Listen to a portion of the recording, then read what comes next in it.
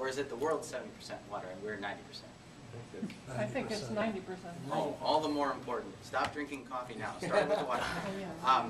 But precisely because we're not, strictly speaking, just souls, and our bodies are not simply cars that, you know, we're sort of driving along. This is me. This is as much a part of me, or this is as much me as my soul is. It's not like you could sort of take the engine out and the car is the rest and my soul is the engine. Every part of me is me. And what's crucial about that is, in terms of prayer, it's not just in the mind. We have you guys heard of the 9 ways of praying of St. Dominic? So it's not simply the words we speak and the intention of our hearts, but whole body prayer. I mean, in the Mass, we get up, we kneel, we sit. We get up, we kneel, we sit.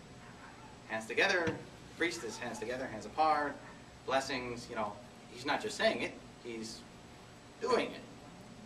Bowing, yeah. Genuflecting, yeah. What else do we got? I mean, we got tons. We got tons. Handshakes, okay, handshakes. We eat. I mean, part of our prayer, I mean, it's not because we need a 4th meal in the day.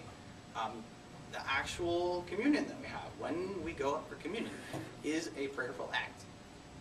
It is itself an expression of our deepest longing for union with God. So fasting, I just wanted to highlight this because he mentions it, Dominic does, in that bottom paragraph on 251. Fight the devil with fasting, because no one will win the crown of victory without engaging in the contest in the proper way. 2 passages I just thought I'd bring up.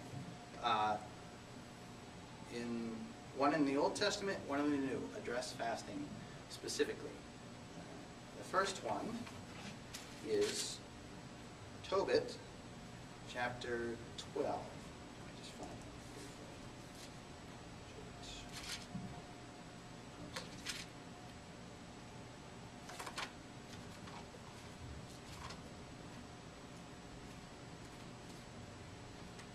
Tobit chapter 12, verse 7.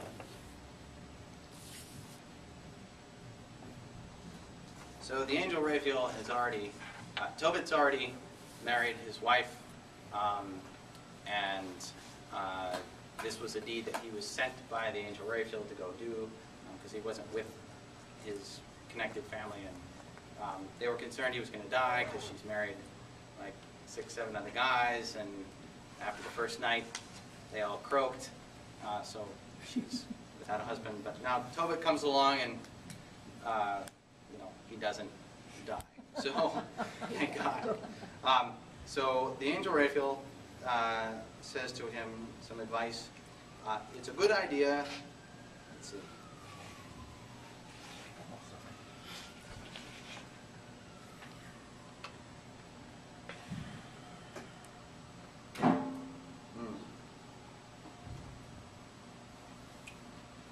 Well, I'll be darned. This translation is not helpful. Okay, don't go by this translation. I'll just paraphrase. So, prayer and fasting, the idea is that they're paired together, are good. Prayer and fasting. And then the angel Raphael further encourages him to almsgiving. So the 3 are tied together, not to be split apart as though each one was separate on its own.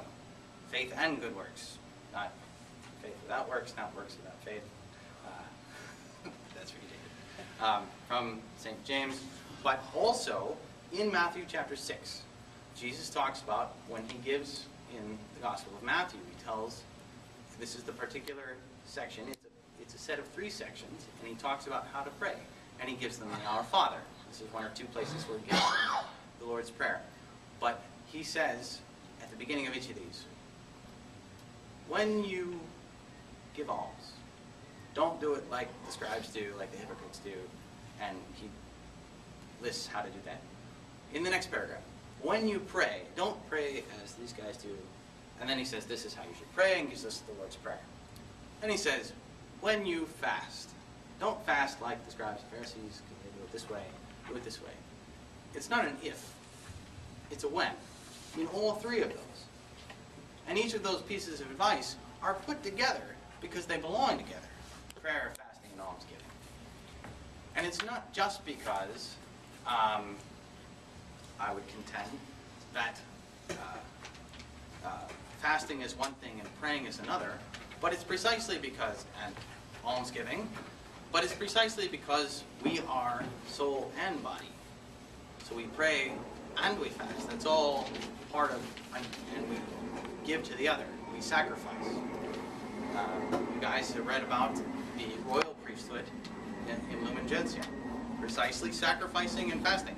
Penance, sort of physical sacrifice, almsgiving, which is personal sacrifice, and prayer, which is precisely the role of one aspect of the role of the priest. All of those are bound up with those three. So in your life, in attempting to dispose yourself to that divine illumination, it's not just the mind you got to worry about, it's the whole person. So when you really want to know something, when you're really discerning something, I'll give you an example.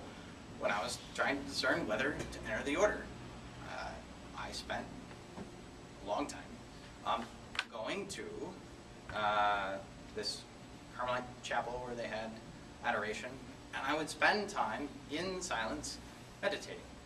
And when I really wanted an answer to a particular question, I mean, not what should I have for breakfast, but the serious, life-changing, momentous occasions, if you throw the fasting in there, what can I say? By experience, I'll just tell you, it makes a difference. It really makes a difference, because you get the whole person in. Now, does it necessarily have to be like food fasting? That's always the debate these days. I wouldn't ever ask Fran to, not have her food at the appropriate time. But to the extent that you're willing to, and that it's safe for you, consider doing that. But there are other ways. Especially these days, we talk about media fasting. We're so accustomed. I got to be on my phone every 5 seconds, especially with your iPhone. Trying to look out help you with toilet. But even if it's not the whole day, if you take that time that you carve out of the day, where's my silent moment? Do I have to answer the phone? Will I intentionally not answer the phone during this hour? It can be painful. Oh, I'm not connected to the world. I don't have access to all the information I need right now to have that. We talked about that 5-second hamburger earlier. I mean, everything at my fingertips. Step away from that for a moment as a sacrifice, and you'll find God is waiting to step into that void. So Tobit 12, Matthew 6.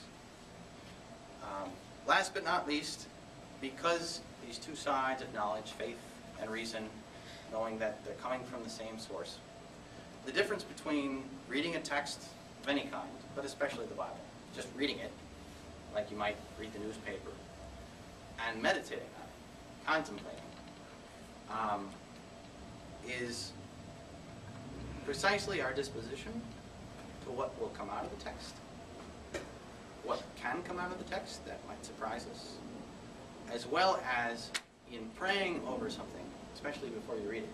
Even if it's the newspaper, if you're going to pray about what should I be praying today, what should I be getting out of this Lord when I read this morning's headlines, as opposed to sort of reflecting my biases on, this political situation, or isn't that awful in that country, but perhaps something else aside from just our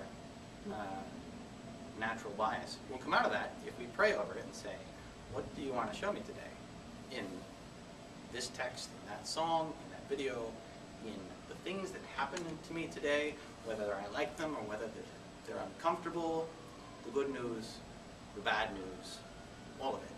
Always giving thanks. And what comes with the prayer before that happens, which is very much like the prayer, what's that prayer called at the beginning of the day? All my joys, works, Morning offering. morning offering. Everything about your day is immediately consecrated. And we stay vigilant, watching for, there goes the siren. Somebody's day is not going well. But do I hear that and go, oh, it's not me? Or do I even ignore it? Or do I stop? You pass a cemetery on the way, pray for the repose. I mean, good or bad, what are we disposed towards? Where are we looking for the Lord in those things? And through those prayers, we'll receive grace to be disposed. It's like the grace to receive grace, which is a Dominican thing, not a Jesuit. And the difference in terms of Lectio Divina, for example, is that the Lord will be more disposed to hear what the Lord has to say through His divine word than simply saying, oh, gee, that sounds just like some other ancient text which is not Christian, or that sounds like Plato, or that sounds like Aristotle or Cicero, which I said the other day, it sounds like Cicero. As opposed to saying, analyzing it as this is the big difference between analyzing the Bible as a literary work and being open to it being the vehicle for God speaking to us. So at this point, I'm going to conclude, and the questions will be on you about how to, because each of you is very prayerful, each of you lives your daily life and